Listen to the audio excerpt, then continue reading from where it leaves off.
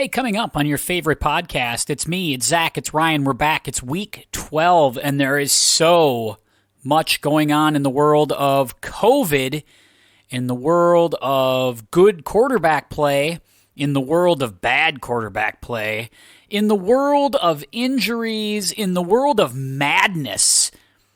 I mean, did you not see what Denver had to put up with over the weekend? It's just the craziest year, and it continues to get crazier. Cliches aside, it's going to be a fun podcast. It's me, it's Ryan, it's Zach. It's coming up next on the pod.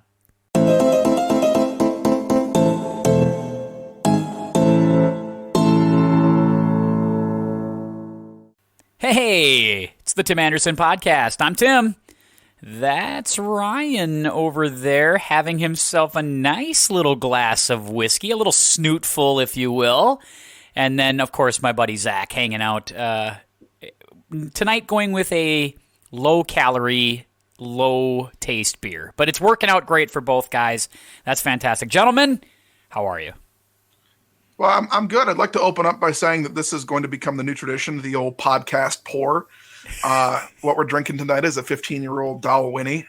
It's got some nice notes of orange and the nice smoky aftertaste. And if they want to kick us a few bucks for promoting that, that'd be no problem. We'd have zero issues with that whatsoever. Brought to you by the whiskey of the day.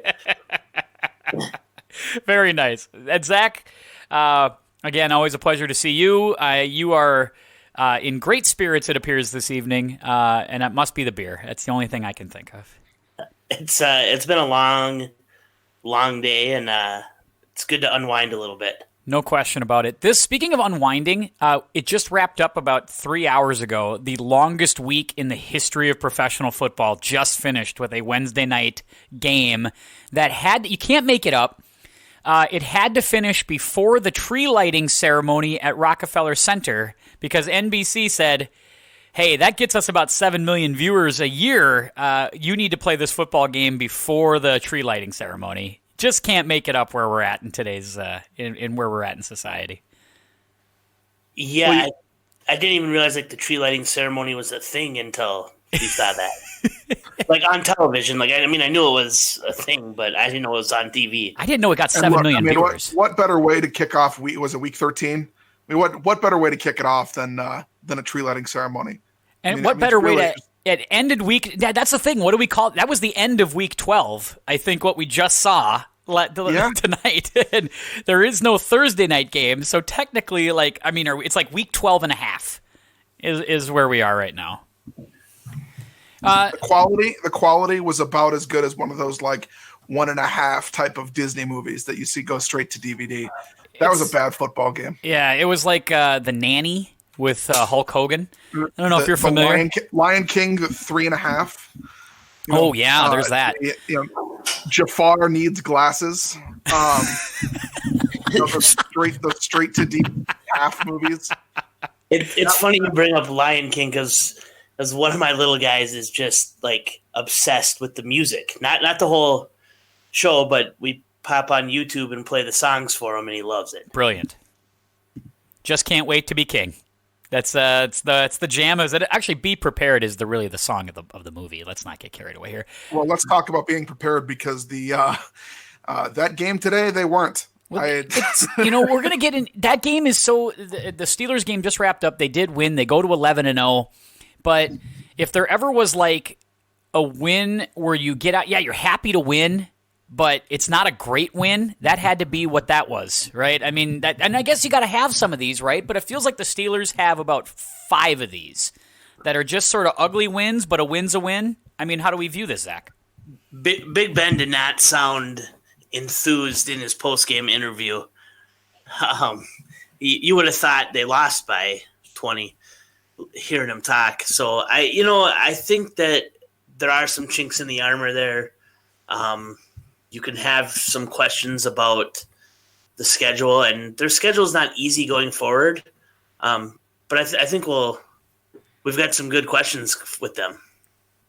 Yeah, it does feel like it's not a lock that they are, maybe the best. We've been having them number 1 in our power rankings, and we'll have that later on in the show. But they've been number 1 pretty much all season. But a game like today at least casts some doubt on that, I would assume. Right, Ryan? I mean, look, do we really think that they're better than Kansas City right now? Yeah, it's hard to say that. You watch Kansas City play, who passes the eye test? And Kansas City's playing arguably tougher teams right now. Although would I want Pittsburgh's defense over Kansas City's? Yes, I would. I still want Pittsburgh's defense over Kansas City's defense, especially in a cold weather game in a big spot. But I hear what you're saying. Like, if you had a choice between Roethlisberger and Mahomes right now, it's not close, right? It's not close. No, even that ball he floated over the middle on third down today, was that bad? And I mean, it worked out for him. It was complete, and it basically sealed the game. But man, that is close to going the other way. You can't throw balls like that in the NFL. Anything you leave high over the middle is going to get your receiver killed 8 times out of 10. You got lucky, but it's a hospital ball for sure. Ask Austin Collie about that. Who? No, I'm kidding. No, yeah, Austin Collie, boy, yeah. There's your Colts fandom starting to come back around because like 7 people know who Austin Collie is. Austin Collie's parents don't even know who Austin Collie is.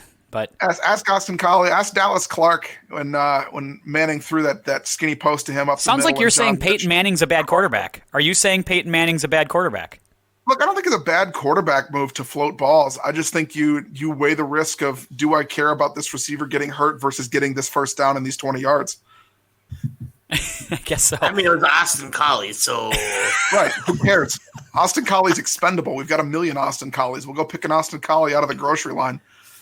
It was the weirdest week, guys, that I've seen in a long time for football. And yes, I know it's COVID, so every week feels a little weird. But just think about this week. This week started on Thanksgiving 7 days ago. We have had, since that game, a coach fired, 2 general managers fired. We had an entire quarterback room miss an entire game, and it had to be started by a practice squad wide receiver. We had a game get delayed not once, not twice, not 3 times, but 4 times, and it finally got played on a Wednesday. We saw, oh yeah, by the way, Tom Brady and Pat Mahomes played in a game, and Mahomes was brilliant. Tyreek Hill was unstoppable. Tom Brady and the coach look like they're nowhere close to the same page. They don't even look like they're reading the same book half the time. I mean, just a wild week. The Vikings won a game that it didn't look like they were going to win, that they shouldn't have won probably, and the Packers were utterly dominant. Like, I don't know, like, what a crazy week. And they had 500 fans, and they were playing it like there were 50,000 people there. They were playing music and fireworks and everything. You know, if the NFL could find a way to spread out over 7 days a week all the time, I would love it. Like, if I could get a football game every day, and they could figure out how to make that work in an NFL schedule, brilliant. I don't think we're far away from Tuesday Night Football. They're proving this could work. Look, the NFL is going to be dominant anytime that you're on. People just want to watch NFL football. You can't tell me that you'd rather watch Maction than NFL football on a Tuesday or Thursday night. I mean, no, Thursday night football is like a highlight of my work week. Like I get home on Thursday night and I'm like, oh, it's great. Let's watch some football. I'm ready to go. Yeah, I agree. I've even brought up what I would like to see is a permanent Sunday morning game. Oh yeah, for sure. Absolutely.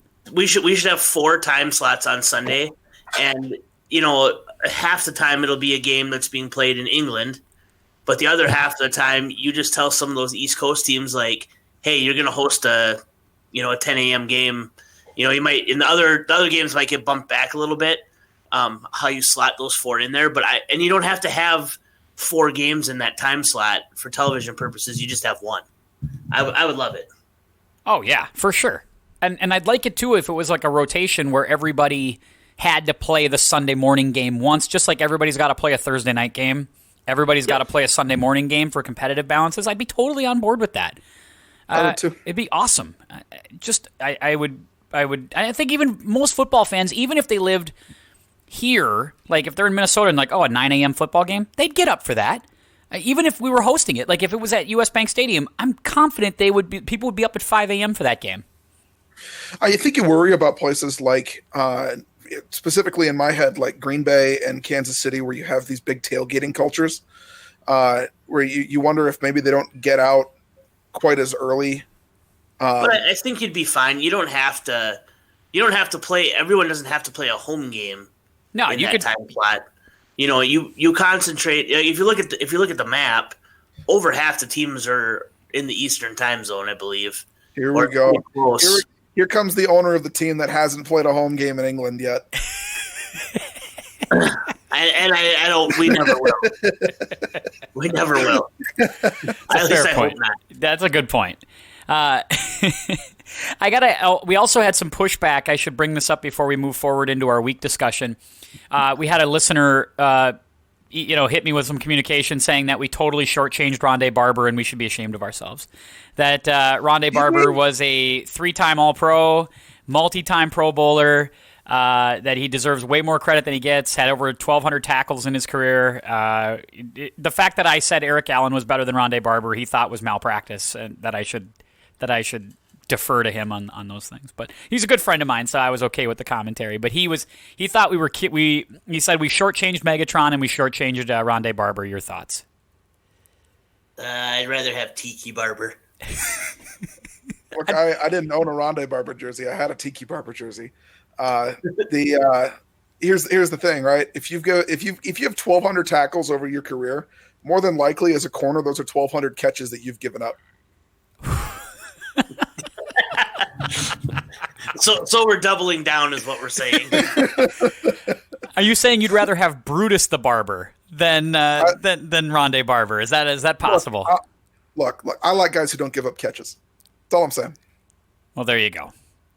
And Megatron, look, I wasn't dogging Megatron. I think he's going to be a Hall of Famer. I just didn't think he was a first ballot guy. And I think it's fair to criticize. I think it's fair to point out that he was on teams that didn't win games. I think it's fair. I don't think that's beyond the realm of possibility. If we are, slighting Megatron, are we also then vicariously slighting DK Metcalf? Because come on. Come on. You're learning a valuable lesson. Today. Don't do it. You don't want to anger DK Metcalf before a game. If just so you know, write that down. If you're a D coordinator, only say nice things about DK Metcalf before a game starts. I think that Eagles game, Eagles in Seattle, was very interesting, and I think we'll touch on that a little bit later too in our game for the week. But there's a lot of things that came out of that I found fascinating. It was a very weird, interesting game to watch. I know I spent a good time watching that one as well. And to watch, yes, Wentz is bad. I get it. And I'm a Wentz guy. So I will firmly stand there and say that, yes, I am a Carson Wentz guy, and he's not having a great season. He's deserving a fair amount of the blame that he's getting. But you watch that game, it is so poorly coached. The Eagles feel like such a poorly coached football team that it's hard. You can't put it all on the quarterback, can you? You have to at least acknowledge the head coach is not putting them in positions to win. No, and there was he's taken some heat this week too. Defensively, they're really good. And that was one of the biggest things that I took away from that game, was watching how well their defense played. But they are a mess all over the place. Oh, yeah. I mean, defensively, they're pretty good. Yeah, Jim Schwartz, who, he's doing a good job defensively. They can stop people. But, yeah, offensively, man, it's a total disaster. Ryan, you're watching. Are you saying Jim Schwartz is in line for the Lions job? Possibly? No, we're not ready to go that far. Could you imagine bringing him back to Detroit? I think that's Robert Saleh's job. Or Jim Harbaugh's. Whoever wants it first, I guess, gets to go have it. But I think it's one of those two guys. Jim Harbaugh doesn't leave the state of Michigan. Tim's prediction. That could be. He's already got a house. He's like, why leave? I got a house here. I'm good. All right, Ryan.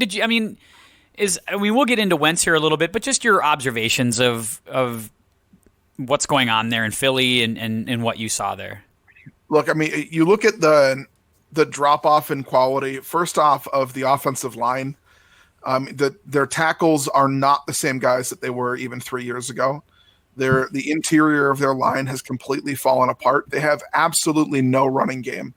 And I mean, if you look at that team from the year they won the Super Bowl, they had some okay skill guys, but it was the fact that they could protect up front.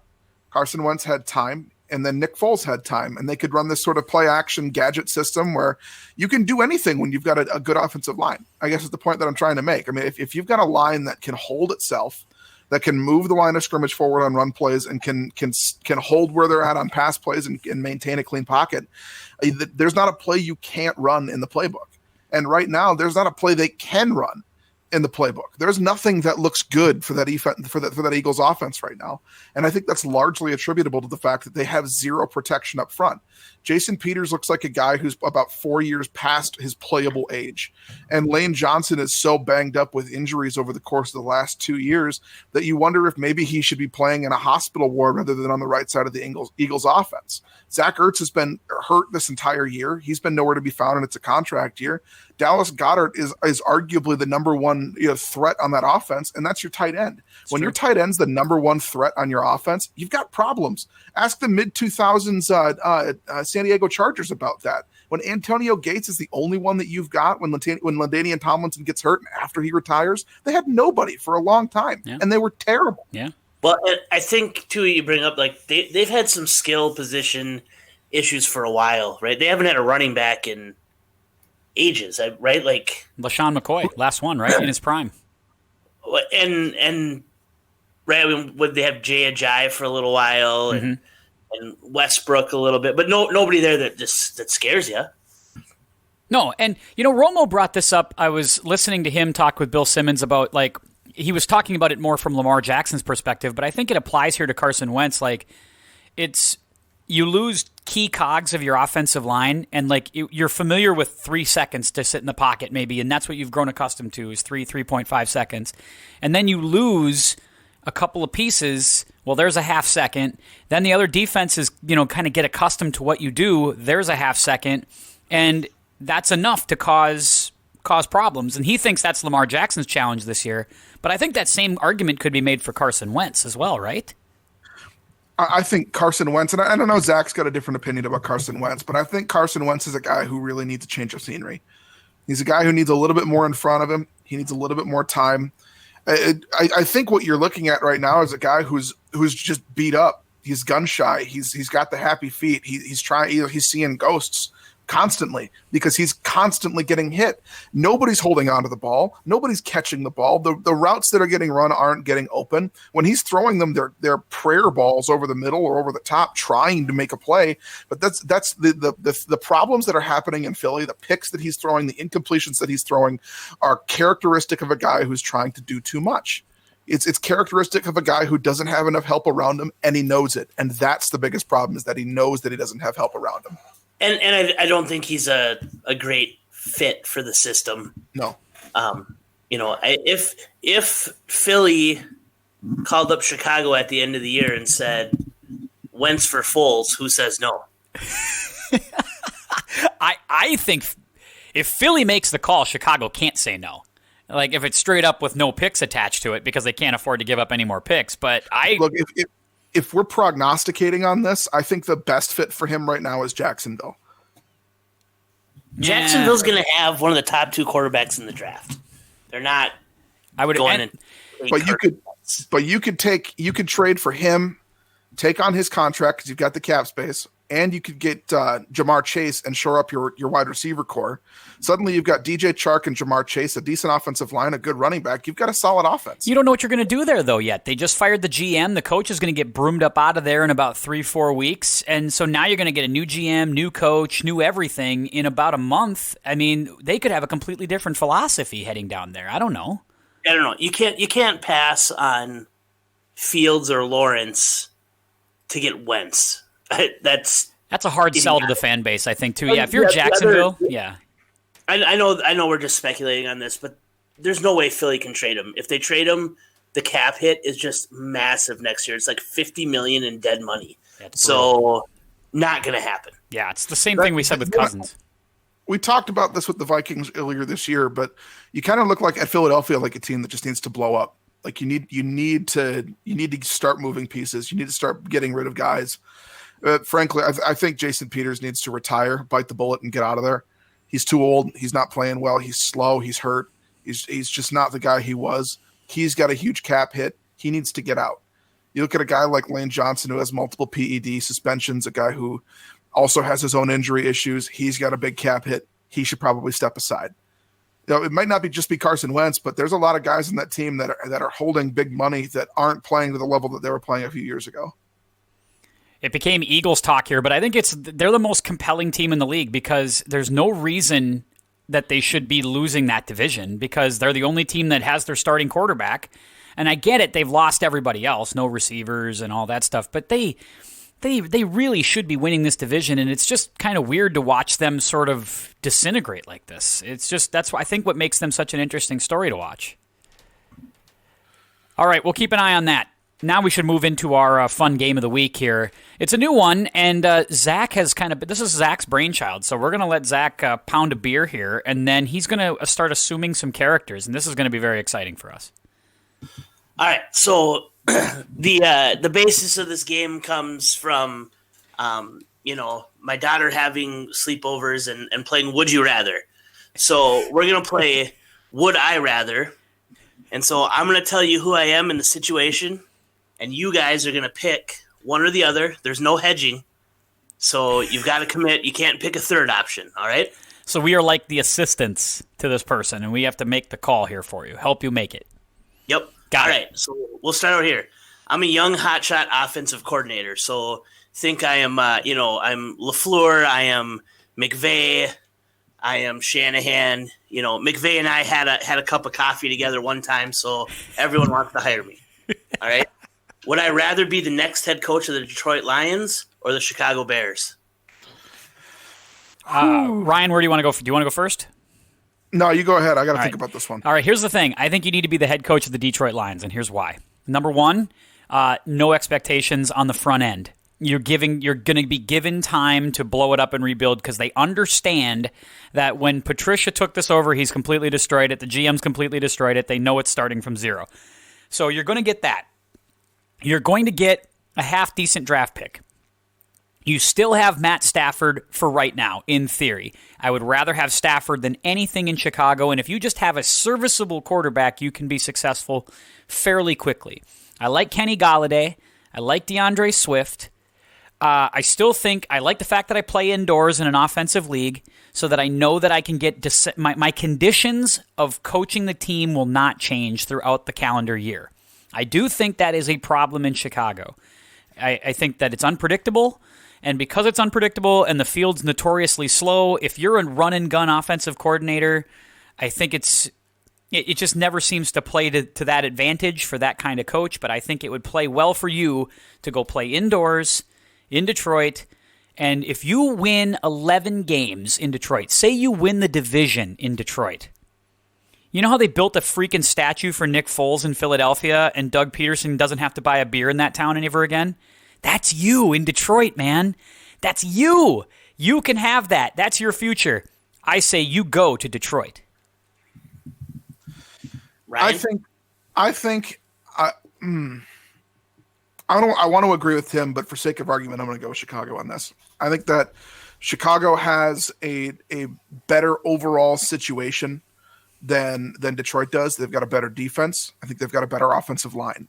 I think you need to shore up your quarterback position, and you need a better system because you've got a decent running back in David Montgomery. He's not a great running back. He's not going to light the world up, but he's a decent running back, and you've got some okay wide receivers.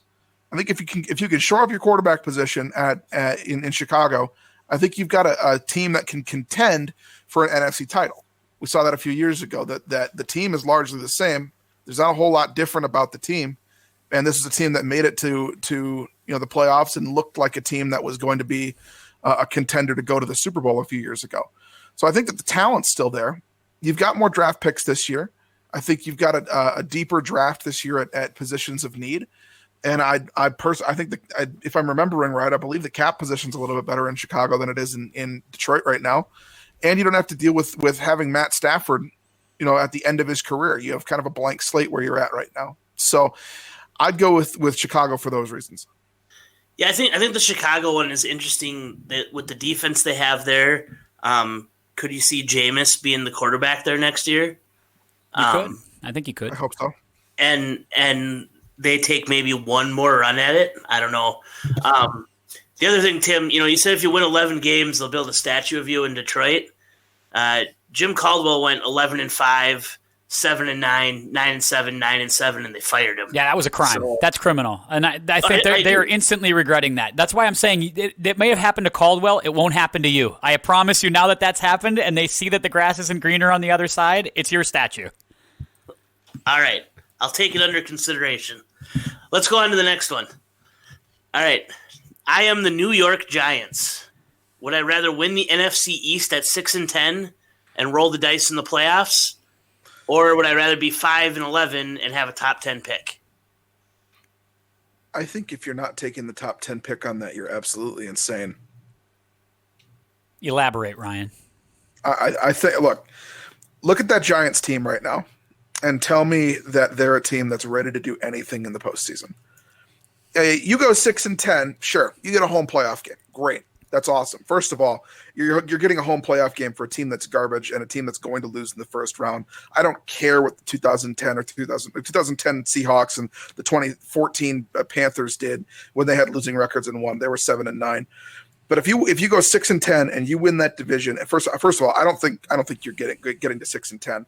The division winner in that division is going to be like 4 and whatever, 5 and whatever. There's just no way they're all terrible. They're all going to continue to lose.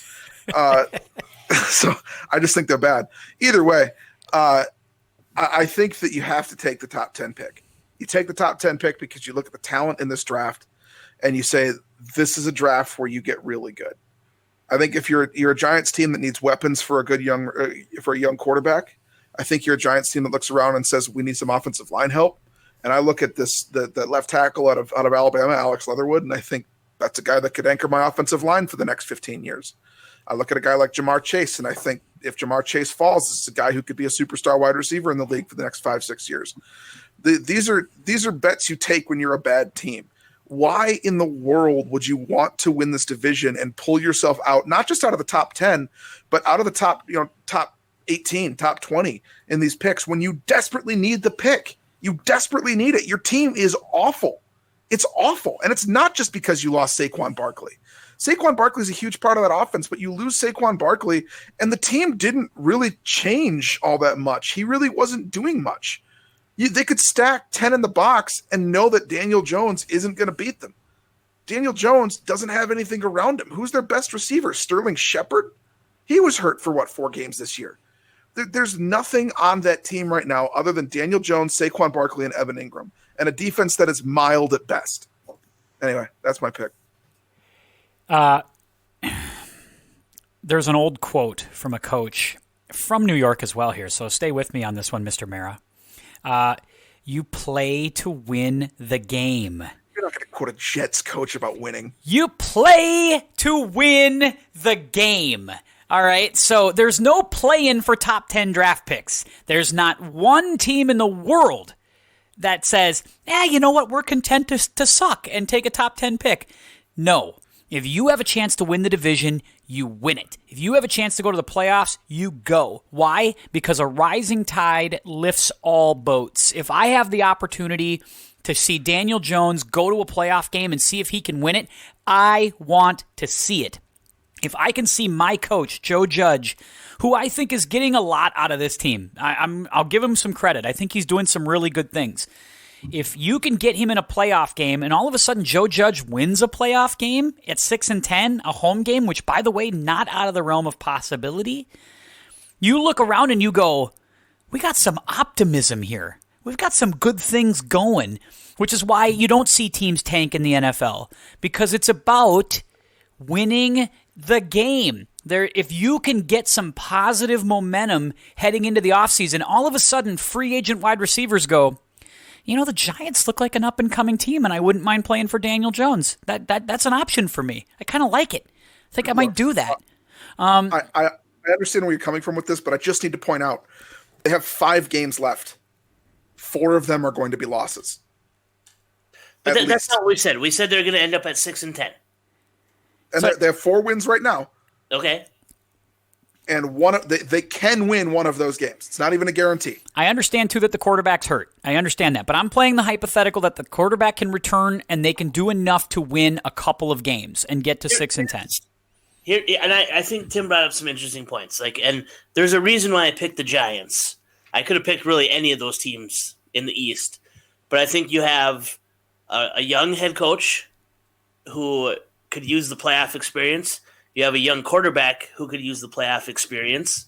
And let's not forget, the NFC is not – there's no big dog there right now that, everyone's kind of got their warts.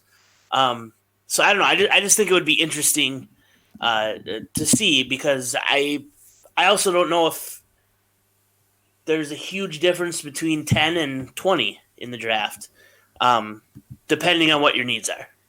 I mean, obviously, you'd rather be at 10 than 20, but I never subscribe to the theory. I think losing franchises are losing franchises for a reason.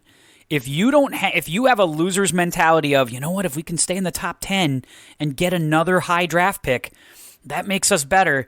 You just become perpetually drafting in the top 10. I mean, if we use this theory, the Jets should be the best team in the history of football because, man, they're in the top 10 a lot. The Jags are in the top 10 a lot. The Browns, the Bengals, in the top 10 a lot. And they're why are they in the top 10 a lot? Because they're not very good. And losing has become an accepted part of the culture.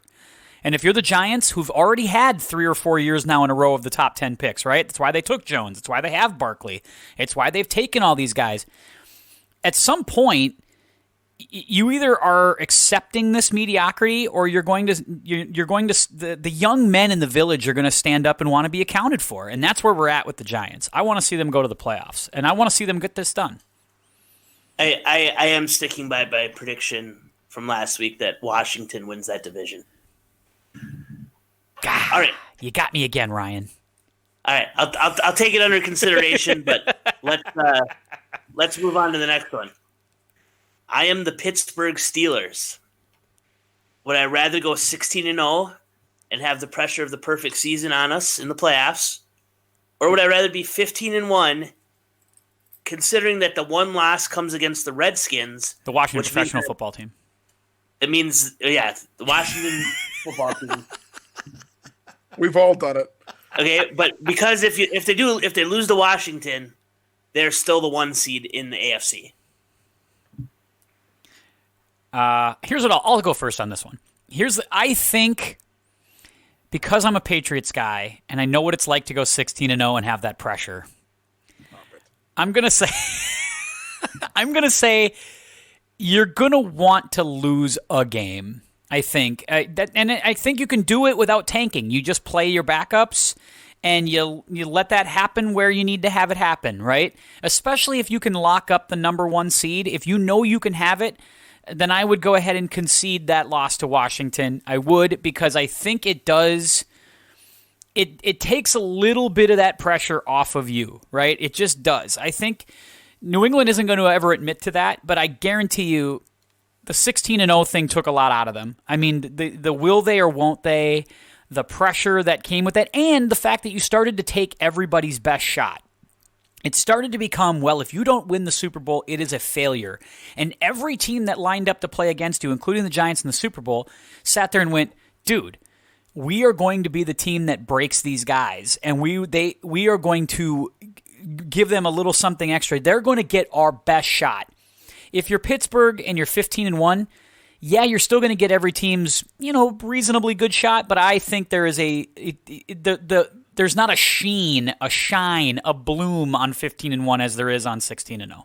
That's just, especially also coming from as a Vikings fan who went 15-1. The 15-1 hurts when you lose. Ryan was only 6 when this happened, so he's not as familiar with this as I am. 5, sorry. But I was 17. Zach was 16. This was our formative years. That 15-1 loss hurts.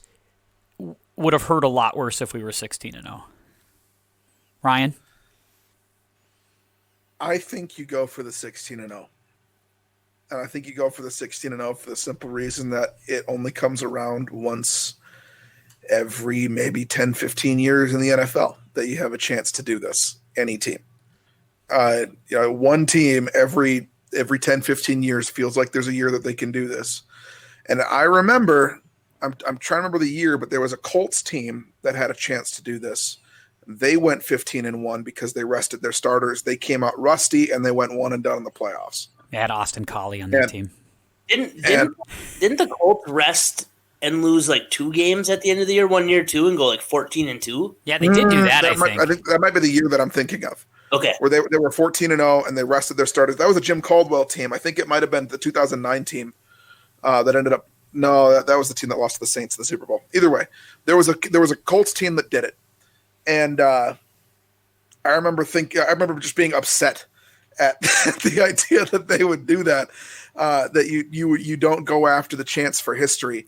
And I think that if you're a player on that team, if you're a coach on that team, it would be upsetting not to go for that chance at history, because even if you're the worst 16-0 team in the history of the league, you're still better than most teams in the history of the league. Certainly better than, all but one team in the history of the league, because there's only one team that's gone 16-0. So even if you're the second best team of all time, you're still the second best team of all time, and you've got to try that. You got to try and get it. And you go into the playoffs, you get your first round bye. Sure, you can win all the way to the Super Bowl, and even if you lose the Super Bowl, you're still no worse than the best team of all time. So I would say you go for it. I will say this about their prospects. I don't. They might go 16-0. I don't think they will. I think their schedule gets tough here at the end. Yeah, and they're 11-0 is kind of weak when you look at some of the stuff they've had. But I do not think Pittsburgh wins the AFC. In fact, I don't even think they play in the AFC Championship game. Wow. Whoa. I'm with you on that. Hang on. Wow. Come on now. They do have a pretty good defense. I'm not giving up on Pittsburgh. Plays this kind of football. They play these physical defensive games. I don't think that this isn't out of, they're going to win ugly, but I still think they're better than most of the teams here. But that puts you in a difficult spot. I'm not convinced yet that they're going to be the 1 seed. That's fair. And if they're the 2, and they've got 2 rounds, and the way the matchups work, like, it could get interesting. Yeah, that's fair. Right? I mean, that Titans team, which I feel like the Titans beat them the first time around, but Pittsburgh kind of got a little help from the Zebras. I think you've got, a Browns team who's going to come in with, a chip on their shoulder if they're in that spot. The Bills, I don't know. I don't think they're going to play in the AFC Championship. Interesting. All right, last one here. Okay. And I'm calling a slight audible from what we had talked about earlier. Okay. Because I think we talked a lot about the Eagles already. Yeah. I am Roger Goodell. Would I rather have a week 18 in the regular season, or would I rather just have 8 teams make the playoffs because I had to cancel a few games and we go with 8 teams in a conference? Because I have a feeling that's the way he's leaning. I think if he was smart, he would. I would think he would want the 18th week and have all 256 regular season games played. There is something to be said for a 16-game season played by all 32 teams, not just for integrity purposes, but for, I think, just I just think I don't enjoy, or I don't like the idea of changing your playoff format on the fly to accommodate the schedule. I would rather you figure out a way to fix the schedule so that you don't have to change the playoff scenario or situation. The fact that first round bye for the number 1 seed is valuable. And if you're a team like Pittsburgh, who's been hosed on 3 or 4 different occasions because of this, that bye week, you want that, because you took that bye week was taken from you early on. You were forced to take a week 3, week 4 bye week because of Tennessee. You were looking forward to this Thursday night because it treated itself like a mini bye week, and that got taken away from you. Now you have to turn around and play on a short week in like 5 days. Your next opponent, that's the carrot to keep playing if you're Pittsburgh, is the number one first round bye. If you start taking that away and it becomes a 4-week push to the Super Bowl, I don't know. Like, I just think that that's asking a lot of teams at this stage. I'd never like changing the rules in the middle of the game. That's just not my thing. I'd like to see them put the 18th week in just to ensure competitive integrity across the board.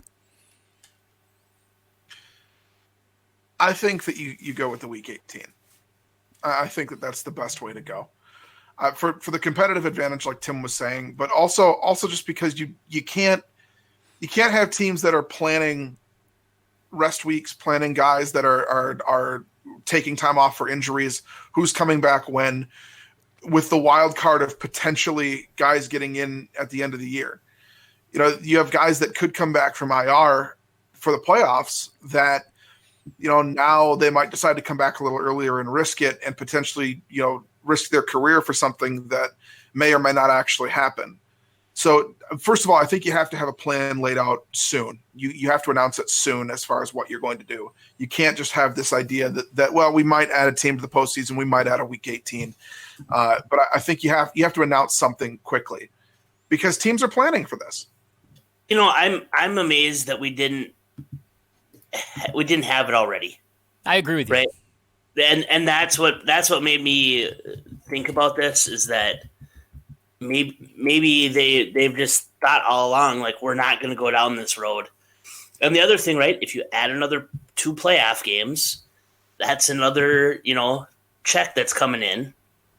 I don't know. I'm surprised that it hadn't happened already. Commissioner Goodell, do you think they will finish? Is there any way you think 256 games gets played without a week 18 bye? Any chance? I do think it's possible because they've shown that they're willing to postpone and or just say, hey, you're playing without a quarterback. You know, they've shown they're going to do what they want, whatever they can to get the games in. Yeah. And I agree with you guys. Like, I'm not a huge fan of changing the playoff format. I prefer buys. But, you know, just kind of wrapping this thing up, the other thing I start thinking about is, you know, the NFL had the perfect setup already, right? Yeah. The 6-team playoff was perfect. I loved it. Perfect, right? The divisions, the way they're set up right now and the schedule works out is perfect. And, you know, what happened last year, right? They added a playoff game. They talked about adding a 17th regular season game. And, like, that just completely messes everything up.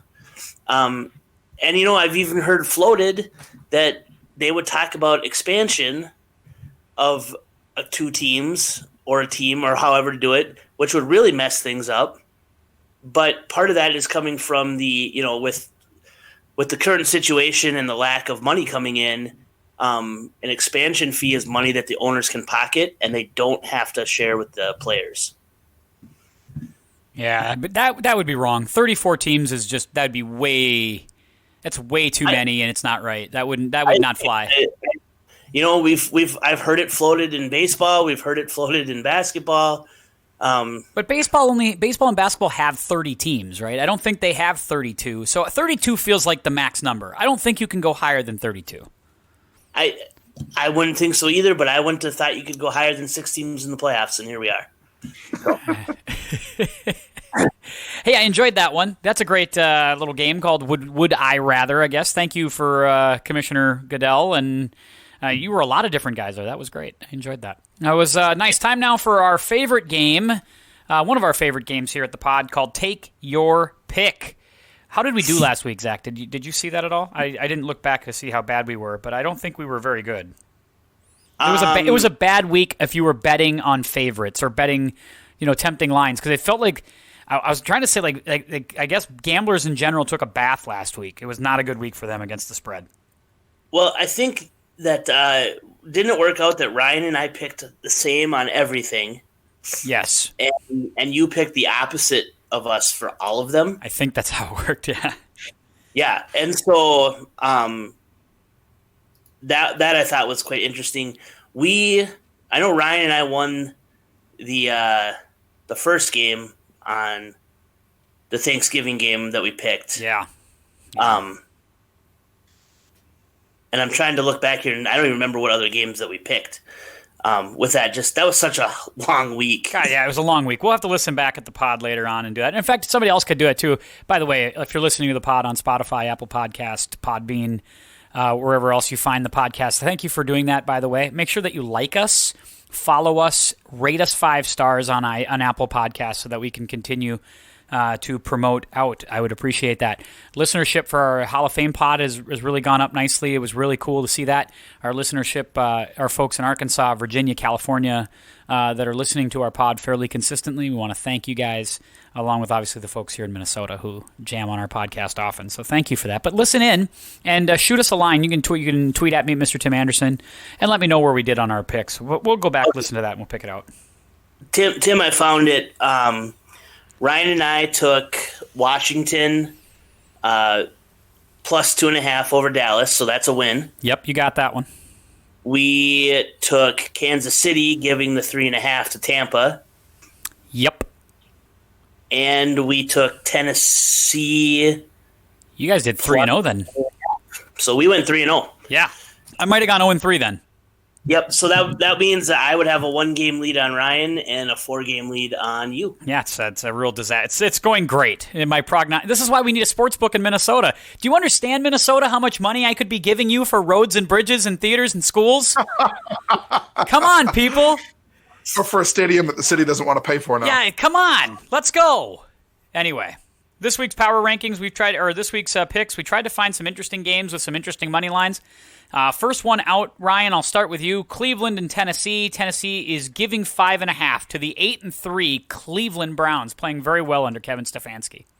Yeah, they're playing great. I have some pretty serious concerns with how they're defending against the run. I don't think that they've played a really physical team quite like Tennessee yet. I mean, obviously you play Pittsburgh, and defensively they're pretty physical, but offensively they're not quite as physical as they appear to be. And I think that they're going to struggle up front quite a bit against Tennessee. I'm going to take Tennessee and the points. I think they play a ball control game, and Cleveland doesn't touch the ball very much. I think that Cleveland is due for a little bit of a letdown here. And is there any way to be more relevant in fantasy football late in the season than having Derrick Henry? He's probably going to run for another 200 yards. So I will take Tennessee and lay the 5.5. I will take, I wasn't a huge Stefanski guy when he was the OC in Minnesota, but I will say he has pushed all the right buttons and has brought a sense of stability. The one thing you have not heard about is the Cleveland Browns this year as opposed to previous years. It's been real quiet in that locker room, been real quiet in the media. They haven't made the noise that they were making in the past, and I think it's because he's come in, he's lowered the temperature in the room, he's gotten everybody, rowing the same way, moving the same direction, and that team seems to have a little bit of Ubuntu going right now, a little whole greater than the sum of the parts, and I kind of like that. I don't think they're going to beat Tennessee, but I do think they're going to cover. I like them to cover the 5.5, maybe lose by a field goal late in that game. I expect that to be a very good game, but give me the Browns to cover over the Titans. Next game. New Orleans versus the Falcons. Falcons playing much better football, especially blowing out the Raiders last week. Raheem Morris is doing a good job and making a case for maybe being the head coach there in the future, or at least being a head coach somewhere again. He's doing some nice work, but the Falcons are getting 3.5 from the New Orleans Saints and Taysom Hill. Zach, we'll start there with you. Where are we going? I am a believer in New Orleans. The Taysom Hill experiment is working. I will take the Saints and give the 3.5. Ryan, what do you think? This one's tough. I'm not sold on Taysom Hill. I'm not sure that Saints offense is going to be able to keep up with Atlanta. I'm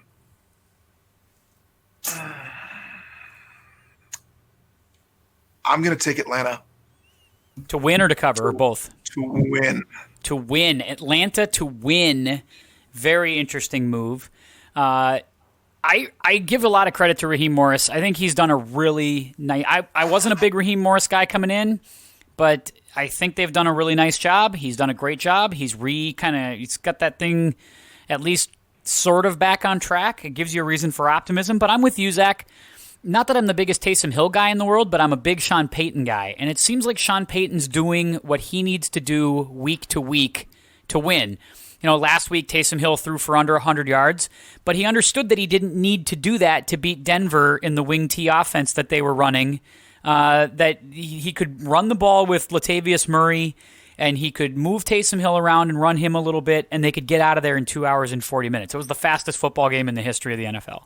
So I like Sean Payton making the adjustments, doing what he has to do, and winning this game. I like them to win and to cover. Last game. And the owner can abstain here, so I'll start with Ryan on this one. Philadelphia on the road against Green Bay. Green Bay, though, the reason why I picked this game is because the line feels a little high to me. 9.5 points for the Packers in this matchup. They are giving 9.5 to the Philadelphia Eagles. Ryan, what are we doing? This is another tough one because I think that at times Green Bay's offense can underperform. I think when faced with a really stout defense that can get pressure on the quarterback, the offense really just doesn't come to life like we've seen them do, time and time again. So I have some questions about whether or not they'll be able to stand up to that Philadelphia front. But at the same time, I watched what DK Metcalf did to Darius Slay last weekend, and I think that Devontae Adams is a much better wide receiver overall than DK Metcalf. Obviously, a completely different skill set. That's insane. But just more skill, I think, out of Devontae Adams. And while I think it's a matchup that's a little bit better for Darius Slay, I still think that maybe Green Bay finds a way to get the ball in his hands a lot. He can do a lot with it. I also wonder if maybe that Philadelphia doesn't play as well laterally, so the screen game could be big for Green Bay with playing with Aaron Jones out there. So I'm a little split on this. I think I take Philadelphia to cover. I don't think the Green Bay wins quite by 9.5 plus. I'll take Philadelphia to cover. I've got some statistics for you. I figured you would. The Packers are 19-3 at home in December when Rodgers starts.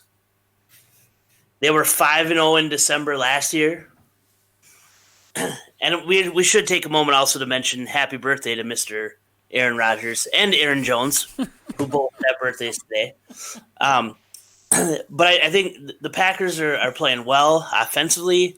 They're going to put up points even against a good defense of the Eagles. I mean, they put up a bunch of points last week on the Bears. Yeah. However, I see a late Eagles touchdown for a backdoor cover, so I will take the Eagles and the 9.5. Yeah, I feel like the one thing you can say about Wentz and the Eagles is that Carson Wentz will battle. Like, he will not concede. They did not play at all well against Seattle and still found a way to cover at the end of the game on a Hail Mary pass because Wentz doesn't just concede games. He keeps playing. I kind of like Philadelphia's scrappiness here. Would I be shocked if they won this game? I really wouldn't be because Green Bay has shown, as you said, Ryan, against stout defenses, they tend to struggle a little bit. Jacksonville's defense came and gave them all kinds of problems on the road a couple weeks ago in Green Bay. Minnesota obviously gave them problems. They have played down to some opponents. Now, I will say in the defense of the Packers, they didn't do that at all last week against the Bears. I mean, they beat the crap out of the Bears last week. A phenomenal performance. I kind of am with you, though. I think Philly covers the 9.5. I think the number's too high. I think Green Bay wins this game. I think they win it by 7 points, and I think they're probably ahead by 10 to 14 all game. But I wouldn't be shocked if there's a garbage touchdown late to get it underneath that 9.5 and Philly covers. I would not be surprised to see that at all. Interesting stuff out there. Is there other games that you guys are looking forward to besides those three? I know that these ones jumped out at me. I know, Ryan, you might be interested in that Vikings game considering they are now just like one game out of the playoff race. All of a sudden. And honestly, like I've been sitting here taking a look at the schedule going forward, just trying to figure out kind of how this falls. And I mean, to be honest, it's a really look. And obviously, I'm a Vikings homer, so take this with a grain of salt. But I really think that they've got a good shot at this. a few weeks ago when they started with that huge skid, you really didn't think that they were going to be a team that could get back into the playoff race. But I mean, their schedule is really favorable moving forward. Yeah, you got a tough game against the Bucks and a tough game against the Saints, but I think that Bucks team is beatable. I think that Saints team is beatable. I'm not saying you're going to win both those games. I'm not saying you're going to lose both those games. But other than that, you've got Jacksonville. You got Detroit one more time. You got Chicago one more time. I don't know, man. I think that it's a team that you're gonna want to watch. I struggle to go one way or the other with them because they're so hot and cold. I'm very interested in that game for sure. I think the other game that I'm really interested in is Rams Cardinals, because I think that could determine kind of the trajectory for both teams, as well as that's like you mentioned the Saints Falcons game. I just think that there's a lot of games here that feel like what I call pivot games, not just for the teams themselves but for the whole playoff race. Where if one team wins, suddenly the seeds flip, and you could have the race for the fifth seed to play against that fourth seed, which is going to be that NFC East winner, to go to whatever city that is, whoever ends up coming out of that crap fest. The race to win that's going to be the most desirable game to play. So if you're a wild card team, if you're a team coming out of the NFC West thinking that, we might have a shot at that, but you end up, the Rams end up losing to the Cardinals or the Cardinals end up losing to the Rams, that's a team that could determine that fifth seed. And suddenly there's an advantage there for a team that's going to be playing a team that's markedly worse than them. So there's a lot of games like that, I think, this week. And Zach, I mean, if you're the Vikings, you got to be rooting for your decision for Roger Goodell to add that 8th playoff team. They'd be in right now if that was the case. But that opens the door. If they do get to 8 playoff teams, all of a sudden, a lot of these teams that we've even crossed off are kind of back in it, aren't they? Well, I think so. But I'm if one of our crossed off teams ends up as the 8th seed, I'm still counting us as right on that, because we can't anticipate them changing the rules as we go. The game that I'm looking forward to is the Washington-Pittsburgh game. On a short week for Pittsburgh after what was a physical game with Baltimore. And I just think there's a little Alex Smith magic. And Pittsburgh might be ripe for the picking certainly after the short week, and certainly they didn't get what they thought they were going to get out of this week at all. I mean, I think they thought that game would be in the rears 7 days ago, and now they played it tonight, and now they got to turn around probably on 1 day of practice, 2 days of practice at most to get ready for Washington. I mean, it's because tomorrow's a heal-up day, and maybe Friday is a film day, and now you got to get ready to play on Monday night. So I don't know. Yeah, it's the same as if they had played, a Sunday to Thursday. Ben said they were going to watch film tonight for next week. But you have Washington, who doesn't have that short week, right? Washington had the time off because they played on Thursday. So Washington's going to get 10 days. Basically a bye week, yeah. I mean, they've sat. Yeah. So I think that's going to be the interesting one, because if Pittsburgh is going to win, I think if Pittsburgh is going to win the AFC, they need to be having home field advantage when they play Kansas City. I agree with that. Totally agree with that. All right. Yeah. Time for the power ranking segment of the podcast. We kind of zipped through these recently because the rankings haven't changed a ton. But after tonight, have they changed? Guys, you're number one. Zach, who's the number one team? The best team in football right now is the Kansas City Chiefs. So I am going to break all my rules that I started with at the start of the year. Well, Goodell's doing it, so you might as well too, right? I mean, what the hell? Change all the rules. 8 playoff teams. All right, number one is Kansas City. What do you have, Ryan? I struggle with this one. I don't want to go away from the undefeated team. I have to go with Pittsburgh. I am going to stay with Pittsburgh because I like Mike Tomlin and because I don't think they're losing. They're not winning aesthetically pleasing. It's not, but I mean, I get it. It's not pretty, but I think this game had a chance to not be pretty. The two teams don't like each other. There's a rivalry there. They know each other really well. This was, I mean, it's just playing on a Wednesday night. I mean, I'm willing to draw a line through this game, but on short rest, I do need to see them play a good game against Washington. I need to see them play a good, complete game in order for us to be in this spot next week talking about Pittsburgh as the number one team. So I'll stay with them, but I will say it is a lot closer than it was even a week ago. And I think you're right. If we're really looking at it one-on-one, Kansas City's probably the better team right now, but I'll stay with it and put Kansas City at number 2. So that means, Zach, I'm assuming you have Pittsburgh then at number 2. I have the New Orleans Saints at number 2. Just totally breaking the rules.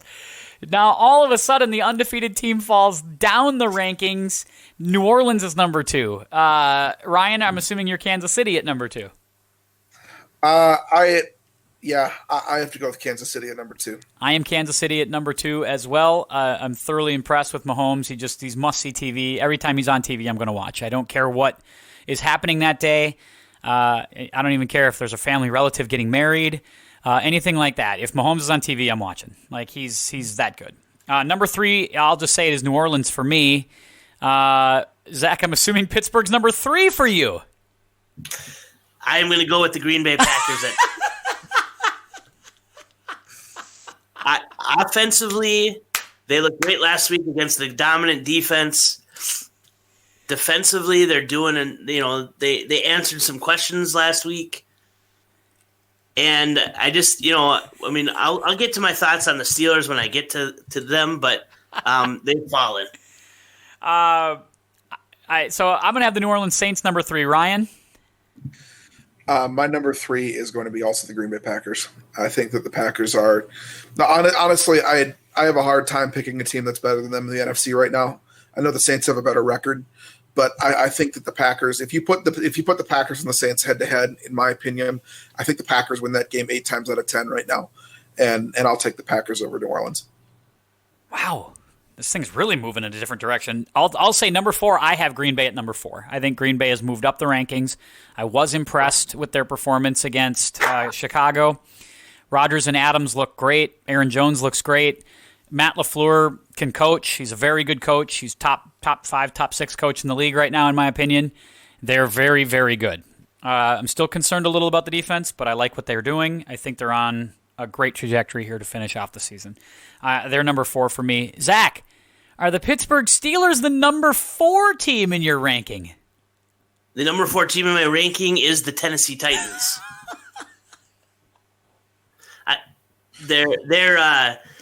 They're peaking at the right time. They've got a good defense, and they have a run game, which Pittsburgh does not have. It's very fair.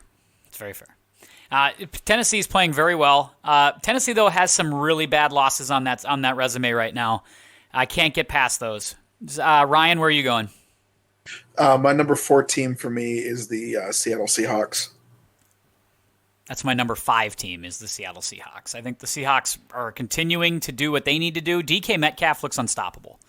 If there was ever a wide receiver who could literally take any game over, he owned Darius Slay. He killed him. I mean, I thought that's a hell of a guy to own. Yeah, that was exceptional. I worry about some of the health issues with Seattle. Their running back situation has been tenuous. That's true. It looks to be better, but we'll see. Defensively, they've had some issues, but they're playing a little better. I think. Well, they may crack my rankings in the next week or two here, but not yet. The number 5 team, Zach, for you is the Pittsburgh Steelers. All right, and here's why. I'm just going to go through this. You tell me when you're impressed. Okay, I got it. Right. They beat Daniel Jones. They squeaked out a win against Drew Lock and the Broncos. They beat Bill O'Brien. Deshaun Watson, too, though. They squeaked out... Yeah, but Bill O'Brien. That's good. They squeaked out a win against the 3-8 Cowboys. That They had beat Dak the- Prescott. No, never mind. That was the who was that? Was that DiNucci? No, it was Gilbert. You're right. Okay, keep going. They beat the 2-win Bengals. They beat Jake Luton and the Jacksonville Jaguars. Tonight they beat the Ravens practice squad and third-string quarterback. The Fighting Trace McSorleys. They beat the Browns. It's a legit and, win. That's a big win. and they were bailed out by the refs against Tennessee. Oh, I'm forgetting what happened in that Tennessee game. I forgot one. They beat Tim's guy Carson Wentz. What happened in that Tennessee game? I'm forgetting. There were several jeez. penalties on the last. All of them good series. calls. All of them good. Get the tinfoil hats out for Zach because the league is setting up Pittsburgh. Are we going with the rigged argument here? No, I'm not arguing that at all. But you walked away from that game. I didn't feel like I was overly impressed then. Yeah, that's fair. You know, I felt like that was Tennessee's game to win, and then a couple of flags, and it didn't happen, and whatever. Right? I'm not a blame the refs guy. Yeah. But I just thought that it didn't. I didn't walk away from that game going, "Damn, Pittsburgh's good." That's fair. That's fair. Ryan, who's your number 5? My number 5 is going to be Tennessee. I think they're a team that's playing physical. They're peaking at the right time. Their schedule sets up the right way. Watching Derrick Henry run the ball in the first half of that game on Sunday, I don't know if there's a defense that can stop him right now. I mean, you could put him out there against all 11 guys, and I'd still take him to get 3 or 4 yards of play. It goes back to what you said, Zach, though, too. Around this time of year, if you've got a guy like Henry, it really does bode well for you. Like as you move towards December and playoff season, like that team is built to win playoff games. Yeah, and I don't think that that Pittsburgh and James Conner and and they talked about it tonight on the broadcast. They are a spread it out and throw it around team now, and Ben doesn't strike that fear in me. Yeah, And He looks a bit skittish in the pocket too. yeah. You might. if you look at Tennessee too, they're developing this sort of odd explosive playability that you really didn't see from them at the beginning of the year with AJ Brown and Corey Davis and Jonnu Smith. They have the ability to stretch the field kind of sneaky with those play action passes. And Ryan Tannehill's not going to blow anybody away with his arm strength. He's not the best quarterback in the league, but you could have somebody out there with like me, 360 pounds with bad knees rolling out and throwing the ball 10, 15 yards to those guys, and they're making plays like that off of play action because everybody's watching Derrick Henry. You kind of saw the same thing in the 2012 Vikings with Christian Ponder, where Christian Ponder really wasn't all that good, but he made the throws you needed him to make when you needed him to make them right toward the end of the year. And, they kind of developed this cute little, explosive playability with a running back who everybody was watching for. So you kind of see the same thing with Derrick Henry a little bit, where it's a really physical offense that runs the play action pass, and, you're peaking at the right time. It's an interesting team to watch. They're out of my top 5 right now, but I agree with Zach and you both, Ryan, that they're a team that is built to win playoff games. And I think if you're Carson Wentz, Ryan Tannehill should be your beacon of hope because I think he might be a very similar guy to what Tannehill is right now in Tennessee. He might go somewhere else and fit right in somewhere else. All right, let's eliminate somebody. Once again, every week on the podcast, we eliminate one team and we send them off to the elimination chamber because we say they have no chance to win the Super Bowl or go anywhere deep in the playoffs. We have eliminated so far the Jets, the Panthers, the Broncos, the Texans, the Falcons, the Jaguars, the Vikings, who have made a little run, the Giants, who might win the division, the Bengals, the Chargers, and the Detroit Lions, who just fired the old hamper of laundry, Matt Patricia. Darrell Bevell, the interim head coach there in Detroit. Who are we adding this week? We'll take nominations. Who wants to go first? I can go first. My nomination is the team with the worst record in the NFC. How about them Cowboys? Yeah, I think my first thought was it's time to put a bullet in the Cowboys here. It's over. There's just nothing left. Does Mike McCarthy come back? Does he have a chance to be a coach for this? I mean, will he be a one-year guy in and out of there in Dallas? I think Jerry is too stubborn to admit that he made a mistake, and we'll give him another year. This might be a subject for a podcast in the future here, but does Jerry Jones, should he consider selling the team here or hiring a GM at least? Yeah, he'll never sell the team. He'll never sell the team. No chance. I mean, now when Stephen Jones takes over from Jerry, will Stephen want to be like his dad and call all the shots, or will he actually hire a GM? I think that's a fair question. But Jones is going nowhere, and as long as he's even halfway, it was kind of like Al Davis. Al Davis was going to go down with the ship, but as soon as Mark Davis took over the team, he hired a GM. It's like the first thing he did. So, I wouldn't be surprised if it's a similar thing here. But you think McCarthy gets a second year, Ryan? Do you think he does?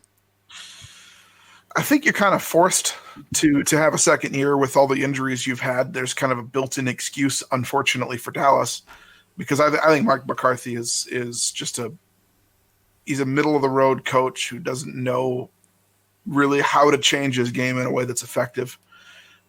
He's obviously tried to be more aggressive, but that really only works in certain spots, and his scheme really hasn't changed a whole lot. He's still pretty milquetoast with the things that he's doing, but you lost your starting quarterback, and you still have a pretty talented roster on paper, going into next year, but you had a pretty talented roster go on paper coming into this year, and you start to wonder if maybe the talent that you have that you thought was pretty good is only good because it's being marketed with the star on the helmet. So, I think that maybe McCarthy is he's going to have the built-in excuse, but maybe he's just going to be stuck there for a little while. There's so many good candidates out there at the end of this season that are going to be, either hotshot OCs or college coaches. I just feel like there's tons of options out there. If Jones wants to move on, he's going to have people out there to choose from, whether it's Bieniemy or Saleh, or you go find Jim Harbaugh, or there's going to be guys. Harbaugh, this feels like a prime Harbaugh landing spot to me. If you fire McCarthy, and I don't think they will, but if you fire McCarthy, this feels like the prime Harbaugh landing spot for me. It's a huge market with a huge team following. You've got the fairly talented young quarterback who's mobile, who kind of fits his system with a ton of skill players around him. To me, this feels like a Harbaugh team. I think Harbaugh is coaching next year in the state of Michigan at the University of Michigan. Wow. You might be right. All the steam around it, and you think he's not going anywhere? If they were going to do it, why haven't they done it yet? That's a good point. I can't argue with that. So, you might be 100% right, but I think it depends. Now, I think since the college season sort of ends before the NFL season, would you be stunned if, say, he's like, I'm committed to McCarthy, but then all of a sudden somebody like Harbaugh becomes available in late December? Does that change his mind?